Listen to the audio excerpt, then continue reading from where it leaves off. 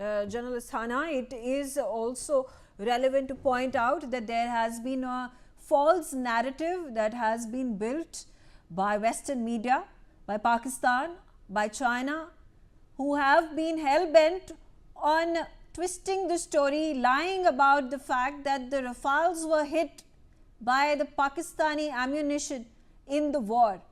This has been negated, completely refuted by the Indian Armed Forces. Dassault, who is the manufacturer of Rafales, has also come out with an official statement in this regard, refuting any of these false claims being made by the vested parties.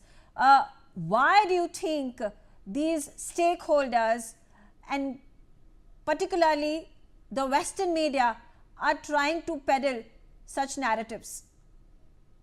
See, today's warfare is an integrated warfare, and in this warfare, the battle of narratives becomes equally important. Now, as a result of Operation Sindoor, when some of the Western equipment and some of the Chinese equipment got a fair amount of bashing from India, their manufacturers also hijacked the narrative agenda to some extent. They were Chinese have a fair amount of, shall I say, influence in the Western magazines. They have bought spaces in the Western magazines. And the narrative was that somehow the equipment which has been used by India, that should be downplayed, and their own equipment they should be able to mitigate the non-performance or poor performance of their equipment so that their equipment market doesn't go down.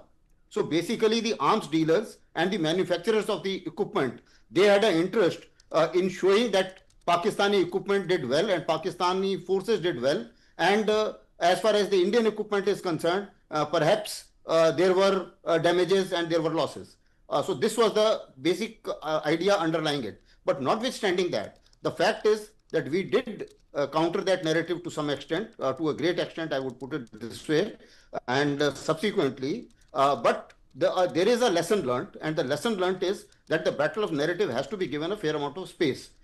We have to have the organized structures for it, because imagine if the ceasefire was arrived at and decided at 3:35, had a message been given or a tweet been given by Indian establishment at 3:40, the entire foreigners trying to get into or taking that strategic space or the information space and trying to take claims would have been avoided, which we subsequently kept fighting for quite some time, and a fair amount of effort was put in fighting a false agenda or a false propaganda by the foreign powers. So accordingly, I think the battle of narratives will have to be perhaps fought, and it is an integral part of this integrated battlefield.